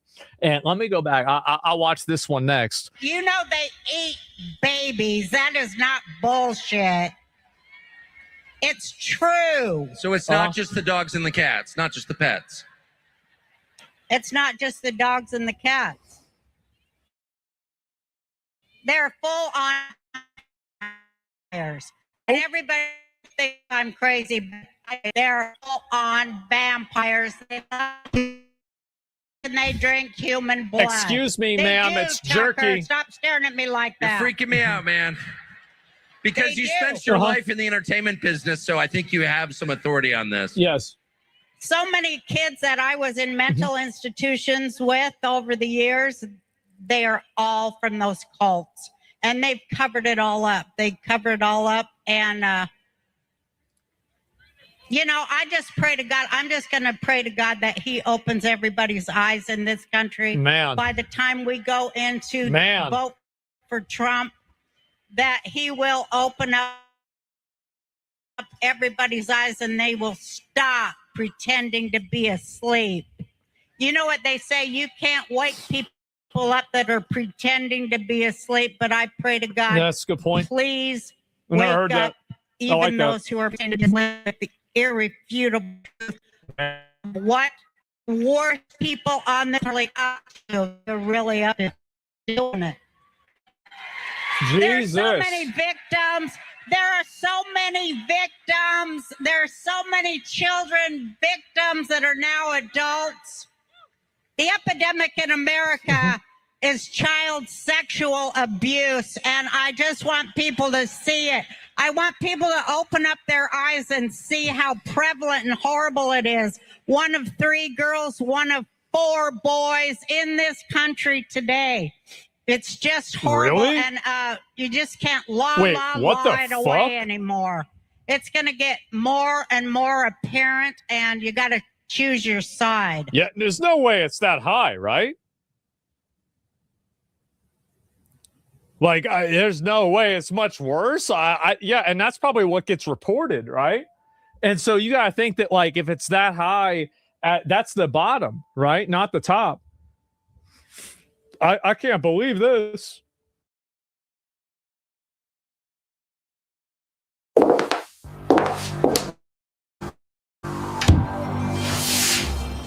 If you woke up today, February 7th, 2026, and checked your precious metals portfolio, you might have seen silver up 3%, gold ticking higher. And if you're like most retail traders, you probably thought, oh, nice little weekend pump, must be some geopolitical tension, maybe another Fed meeting rumor. As this is, what you are witnessing right now at this exact moment is not a market move. This is a regulatory detonation. This is the beginning of the largest forced liquidation event in the history of commodity markets, and it is not being driven by retail investors. It is not being driven by Chinese demand. It is being driven by a legal deadline that 99% of the financial world has completely ignored until 48 hours ago. And that deadline is Monday morning, February 9th, 2026, at market open. Let me be very clear about what is about to happen in less than 36 hours. On Monday morning, the net stable funding ratio requirement under Basel III, which has been delayed, watered down, and negotiated for over a decade, finally goes into strict enforcement for all major European and US banks. And when I say strict enforcement, I mean the Bank for International Settlements, the BIS, the central bank of central banks, has sent a memo to every major financial institution on planet Earth that says, compliance is no longer optional. Your license to operate depends on your balance sheet aligning with these rules by Monday open. Now you might be thinking, John, I've heard about Basel III for years. What's different this time? What's different is the NSFR calculation for unallocated precious metals. And this is where the crime scene begins. Under the old Basel II framework, and even under the transitional Basel III phase that we've been living in, banks were allowed to treat unallocated gold and silver, meaning paper claims, futures contracts, ETFs without physical backing, as low-risk assets. They could hold massive short positions in the COMEX silver market, massive naked short positions in the London market, and they're classified as Tier 2, Tier 3 assets with minimal capital reserve requirements.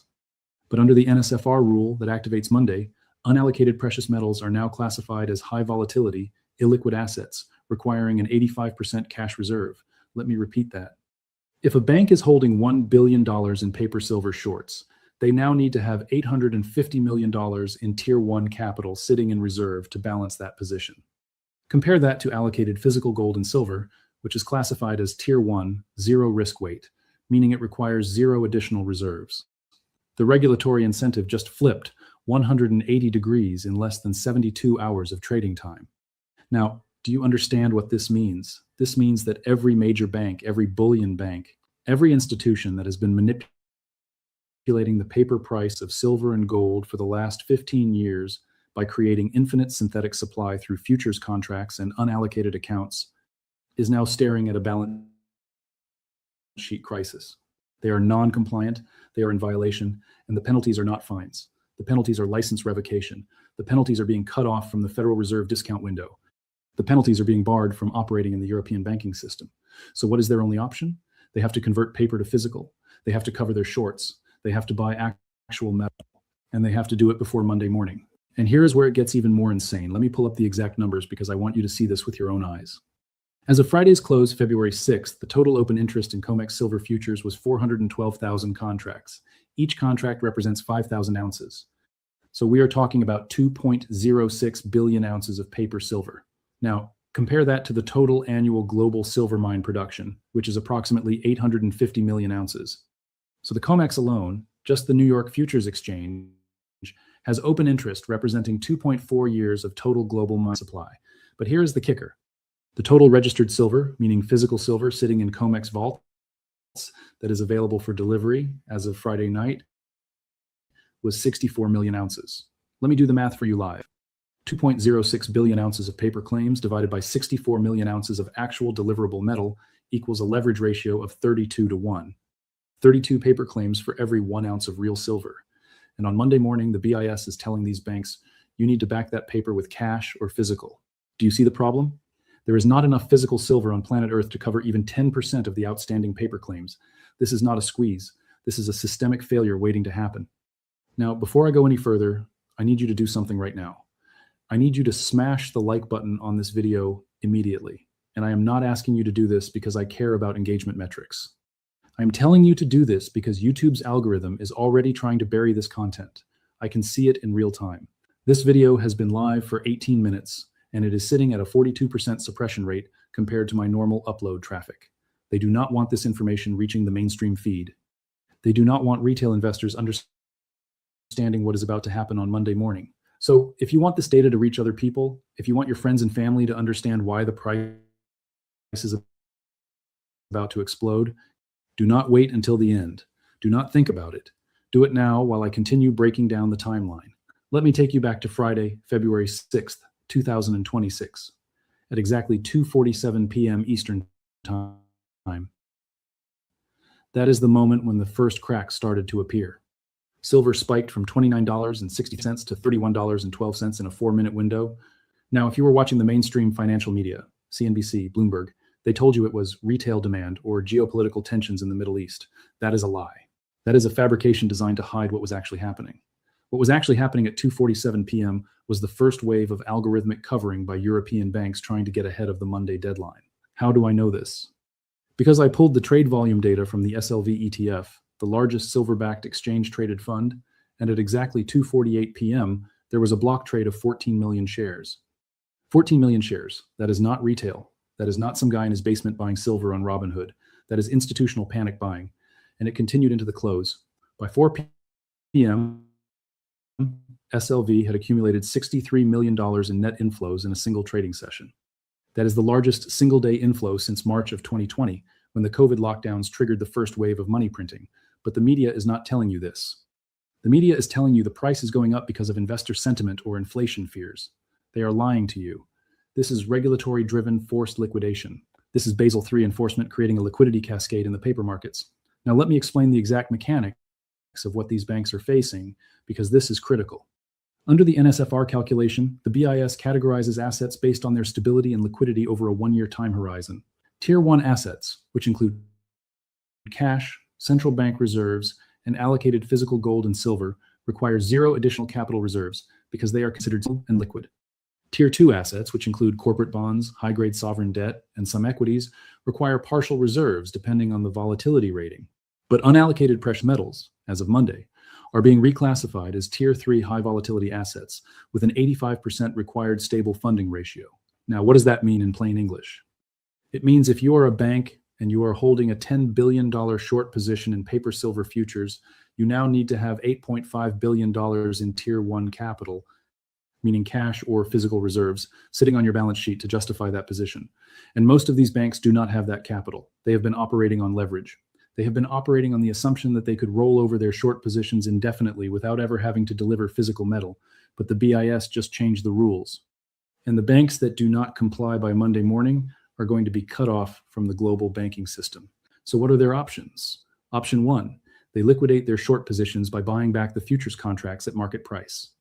But if they do that, they are going to drive the price of silver through the roof because there is not enough sell-side liquidity to absorb that much buying pressure. Option 2, they take delivery of physical metal to convert their unallocated paper positions into allocated physical positions, which would qualify as Tier 1 assets. But as I just showed you, there is only 64 million ounces of registered silver in the COMEX vaults, and they need billions of ounces to cover. Option 3, they raise $8.5 billion in fresh Tier 1 capital by selling other assets, issuing bonds, or begging the Federal Reserve for a liquidity injection. But the Fed is not in a position to help right now because they are still trying to manage their own balance sheet after the repo crisis of late 2025. So the banks are trapped. They are in a zugzwang position. Every move they make leads to the same outcome. The price of silver goes vertical. And this is not speculation. This is not a conspiracy theory. This is math. Let me walk you through the exact numbers again because I want you to understand the scale of what is coming.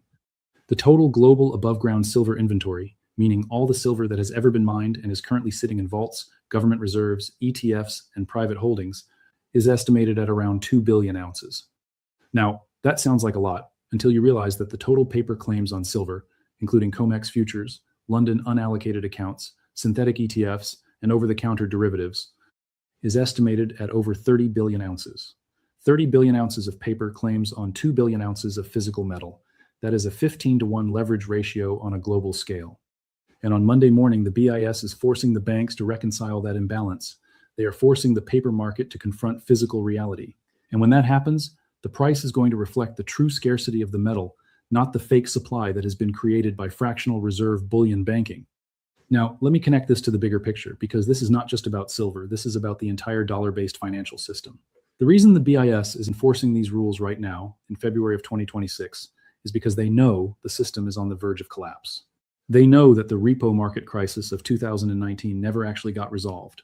They know that the Fed's balance sheet is still sitting at over $7 trillion after the emergency interventions of 2020 and 2023. They know that the commercial real estate market in the United States is imploding. They know that the Treasury market is showing signs of illiquidity.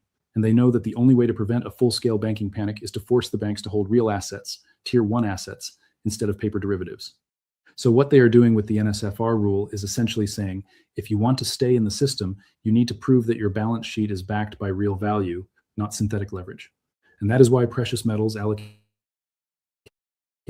physical precious metals, are suddenly becoming the most valuable asset class on the planet. But here's the part that is going to blow your mind. The banks know this, the central banks know this, the BIS knows this, and they have been preparing for this moment for years. Let me give you some context. In 2019, the BIS reclassified physical gold as a Tier 1 asset for the first time in modern banking history. Before that, gold was considered a Tier 3 asset, just like stocks or commodities. But in 2019, they changed the rule. They said physical gold held in allocated accounts is now equivalent to cash. And at the time, nobody in the mainstream financial media paid attention. It was buried in a footnote of a quarterly BIS report, but the central banks paid attention. And what did they do? They started buying gold. In 2022, central banks bought over 1,000 metric tons of gold, the highest level in 55 years. In 2023, they bought another 1,037 metric tons. In 2024, they bought 984 metric tons. And in 2025, the buying accelerated even further, with China alone adding over 400 metric tons to its official reserves, and that is just the reported number. The actual number is probably double that when you account for off-balance sheet purchases through proxy entities. So the central banks have been front-running this regulatory shift for the last 6 years.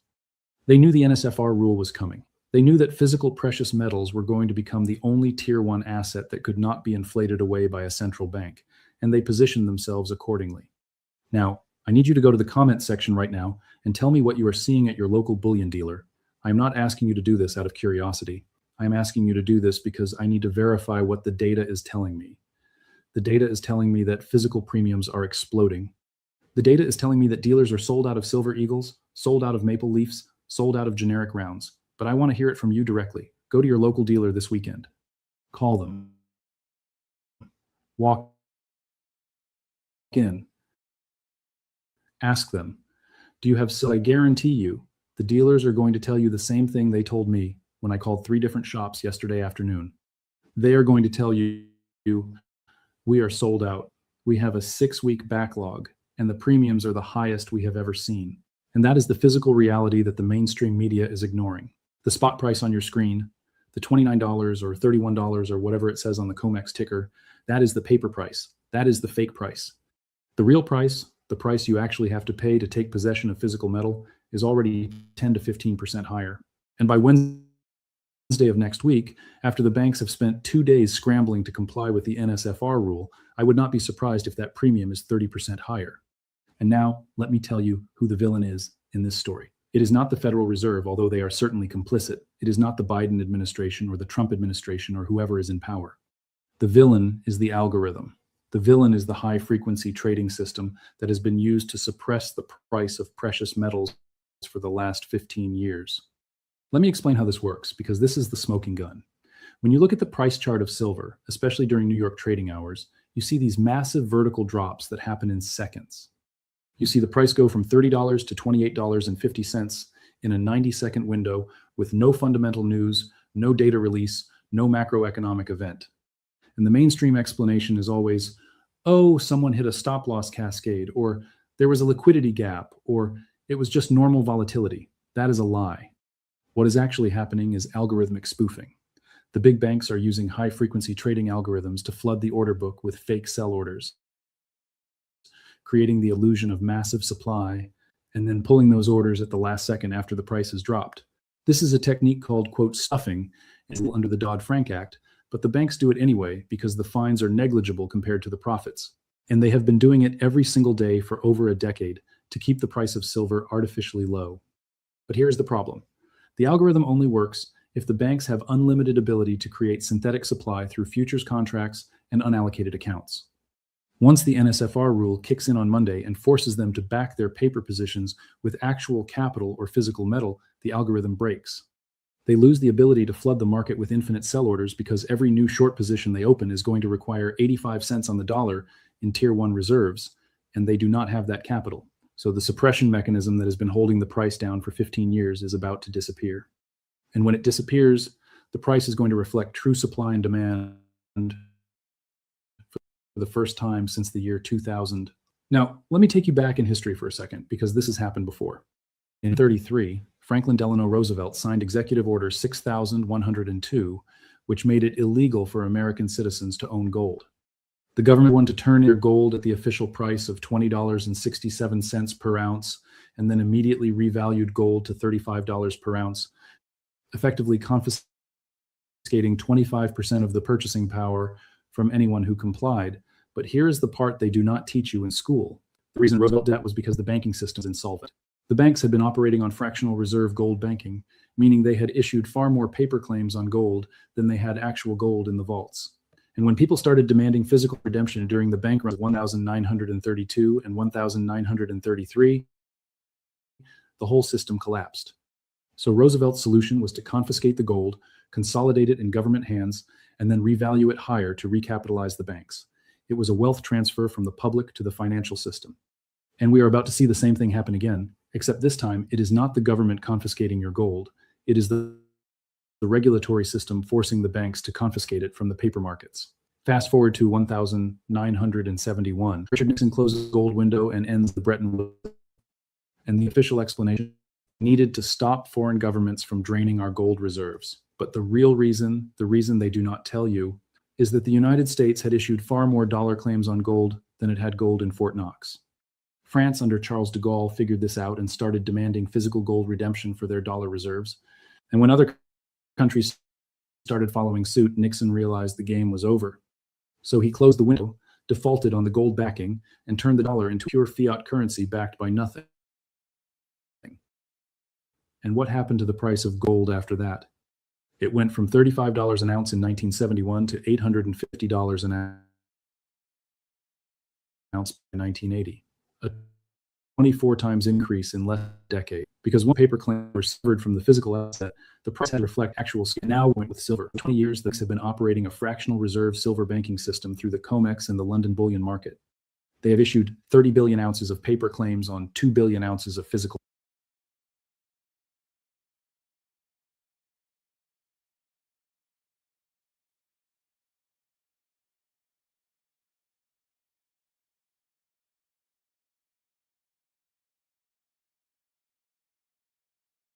Metal. And the system has worked as long as nobody demanded physical delivery.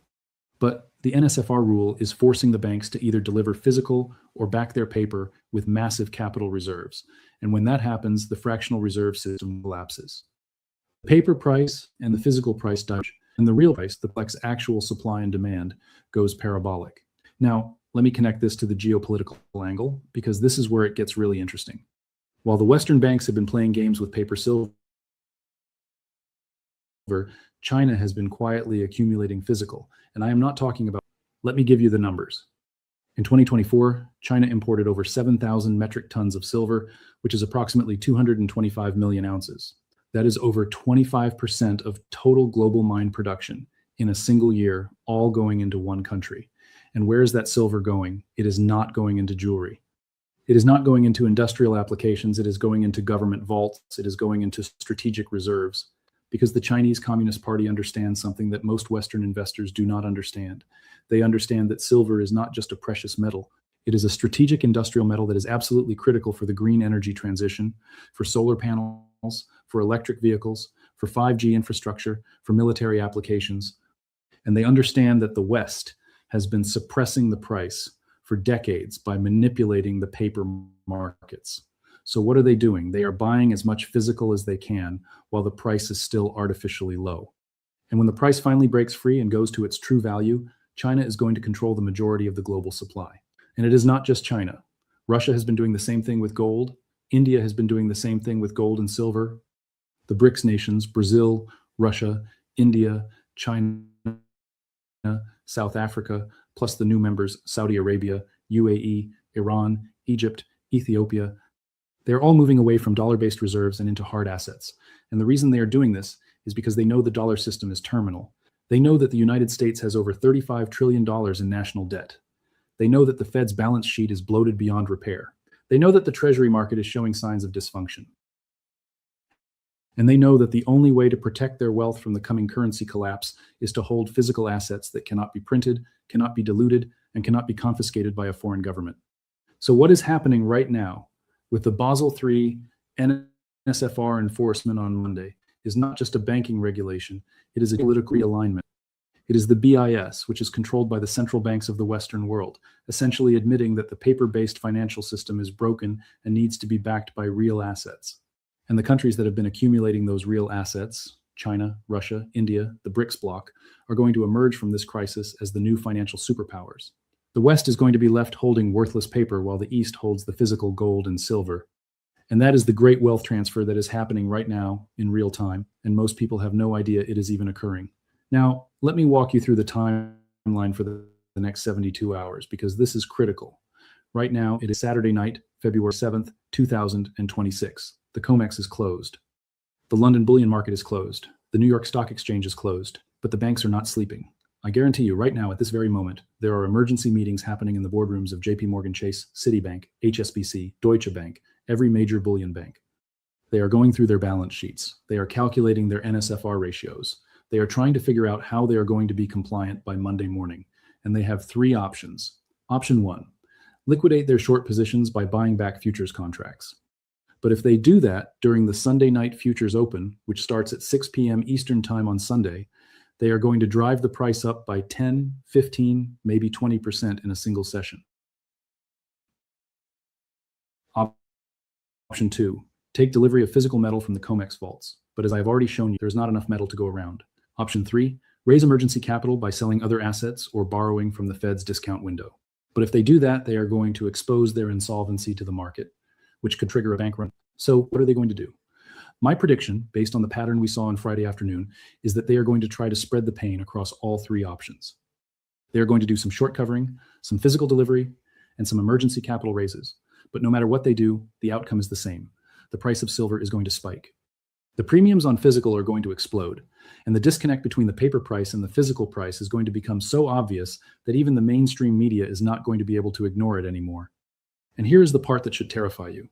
If the banks cannot comply with the NSFR rule by Monday, the BIS has the authority to revoke their banking licenses. That means they lose access to the Federal Reserve's discount window. They lose access to the European Central Bank's lending facilities. They lose the ability to clear dollar-denominated transactions. Essentially, they get cut off from the global financial system. And if that happens to even one major bullion bank, it is going to trigger a systemic crisis. Because the entire precious metals market is built on a web of interconnected counterparty relationships. If one bank fails, the whole chain breaks. And we could see a force majeure event where the COMEX or the London bullion market declares that they are unable to meet their delivery obligations due to circumstances beyond their control. And when that happens, the paper contracts become worthless. The futures market shuts down, and the only price that matters is the physical price, which could be 2, 3, 5 times higher than the current spot price. Now, I need to be very clear about something. I am not telling you this to scare you. I am telling you this because you need to understand the reality of the situation so you can make informed decisions. The mainstream media is not going to tell you this. CNBC is not going to tell you this. Bloomberg is not going to tell you this. They're going to keep telling you that everything is fine, that the price movements are normal, that there is no crisis. But the data does not lie. The charts do not lie. The regulatory deadlines do not lie. And if you wait until the crisis is undeniable, it is going to be too late to protect yourself. So what should you do? If you do not already own physical silver and gold, you need to get some this weekend. And I am not talking about buying SLV or GLD or any of these paper ETFs. I am talking about taking possession of actual metal. Go to your local dealer, buy whatever they have left, pay the premium, because by Wednesday, the premium is going to be double what it is today. And if the banks declare force majeure and the futures market shuts down, you might not be able to buy physical at any price. The dealers are going to shut their doors. The mints are going to run out of inventory. And the only people who have metal are going to be the people who bought it before the crisis. And if you already own physical, do not sell it. I do not care if the price goes to $50 an ounce or $60 an ounce or $80 an ounce. Do not sell. Because what is happening right now is not a short-term price spike. This is a structural shift in the global financial system. This is the end of the paper-based precious metals market and the beginning of a physical-only market. And once that transition is complete, the price is going to reflect the true scarcity of these metals. And that price is going to be multiples higher than anything we are seeing today. Let me give you some context from past crises, because history is a guide. In 2008, during $8 over spot in a matter of weeks. The US Mint ran out of silver blanks and had to suspend production. Dealers were sold out for months. And the paper price, the COMEX price, was showing silver at $9 an ounce, while the physical price was $15 to $17 an ounce. There was a complete disconnect. And it took over a year for supply chains to normalize. Now, imagine that scenario, but amplified by a factor of 10. Because in 2008, the crisis was about mortgage-backed securities and subprime loans. This crisis is about the entire banking system being forced to reconcile trillions of dollars in paper claims with a physical asset that does not exist in sufficient quantities. This is orders of magnitude larger than 2008. And let me tell you about 2011, when silver hit $49 an ounce. People think that was a bubble. People think that was a speculative mania. But what really happened in 2011 was that the Hunt Brothers corner attempt from the 1980s was still creating aftershocks in the supply chain.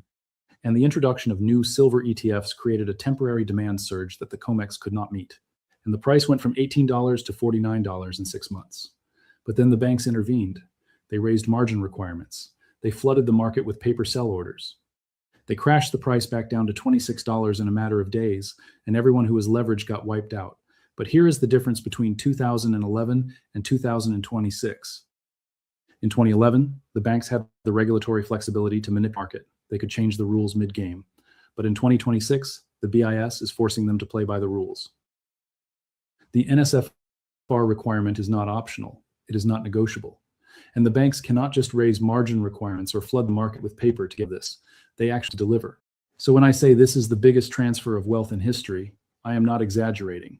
The people who own physical gold and silver right now are going to see their purchasing power multiply. The people who are holding cash or bonds or stocks are going to see their wealth evaporate as inflation accelerates and the dollar loses its reserve currency status. And the people who are holding paper claims on precious metals, the people who own SLV, GLD, futures contracts, unallocated accounts, they are going to get wiped out when the force majeure clause is triggered and the contracts are settled in cash at a price that is a fraction of the real physical price. Now, I want to address something that I know some of you are thinking. You are thinking, John, this sounds too extreme. This sounds like fear-mongering. The banks are not going to collapse. The system is not going to fail. And to that I say, look at the data. Look at the repo market crisis of September 2019, when overnight lending 2% to 10% in a single day, banks did not have enough liquidity to meet their obligations. Look at the March 2020 Treasury market dysfunction, when the most liquid market in the world, the US Treasury market, seized up, and the Fed had to intervene with unlimited quantitative easing to prevent a collapse. Look at the Silicon Valley Bank failure in March 2023, when a regional bank collapsed in 48 hours because of duration risk on their treasury holdings. Look at the First Republic Bank failure. Look at the Credit Suisse failure. The system is fragile, it is unstable, and it is being held together by central bank interventions and regulatory forbearance. But the NSFR rule is removing the forbearance. It is forcing the banks to comply with the rules or face the consequences. And the consequences are systemic. So, what is going to happen on Monday? I will tell you exactly what I think is going to happen. At 6 p.m. Eastern Time on Sunday night, the COMEX futures market opens for the week. And within the first hour, we are going to see massive buying pressure as the banks start covering their short positions. The price of silver is going to spike from $31 to $35, maybe $38 in the overnight session. By Monday morning, when the London bullion market opens, the price is going to be even higher because the European banks are going to be doing the same thing. By the time New York opens at 9:30 a.m., we could be looking at silver above $40 an ounce. And that is just the beginning. Because once the market realizes what is happening, once the retail investors and the hedge funds and the sovereign wealth funds understand that this is a regulatory-driven short squeeze with no escape, the buying is going to accelerate. And we could see silver at $50 by Wednesday, $60 by Friday, and the sky is the limit from there. But here's the wild card. If even one major bullion bank declares force majeure and says, we cannot meet our delivery obligations, the entire COMEX system collapses. The futures contracts become unenforceable. And the price discovery mechanism shifts entirely to the physical market. And in the physical market, the price is whatever the seller is willing to accept. And if there are no sellers because everyone is holding, waiting for higher prices, the price could gap up to $80, $100, $150 an ounce in a matter of days. This is not a prediction. This is a mathematical inevitability based on the supply-demand imbalance and the regulatory constraints.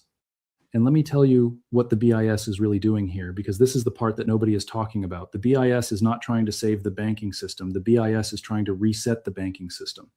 They know that the current dollar-based, debt-driven, fractional reserve system is unsustainable. They know that the $35 trillion in US national debt can never be repaid. They know that the derivatives market, which is over $1 quadrillion in notional value, is a ticking time bomb. And they know that the only way to transition to a new system without complete chaos is to force the banks to hold real assets, tier 1 assets that have intrinsic value. So what they are doing with Basel III is essentially laying the groundwork for a gold-backed or asset-backed monetary system. They are not going to announce it. They are not going to hold a press conference and say, we are going back to the gold standard. They are just going to quietly change the regulatory rules so that the only banks that survive are the ones holding physical gold and silver. And over time, those physical assets are going to become the backing for the new monetary system. And this is why the central banks have been buying gold for the last new system. And the commercial banks that have been shorting gold and silver, the banks that have been operating on fractional reserves and synthetic leverage, they are going to be the losers. They are going to be forced to liquidate. They are going to be forced to recapitalize. And some of them are not going to survive. And when the dust settles, the financial system is going to look completely different than it does today. Now, I need you to do something for me. I need you to subscribe. Because what is about to happen over the next 72 hours is going to move faster than anyone expects. And if you are not subscribed with notifications on, you are going to miss the updates. You are going to miss the analysis. You are going to miss the moment when I tell you it is happening right now. The banks are declaring force majeure. The COMEX is shutting down. You need to act immediately. And by the time you hear about it on CNBC or Bloomberg,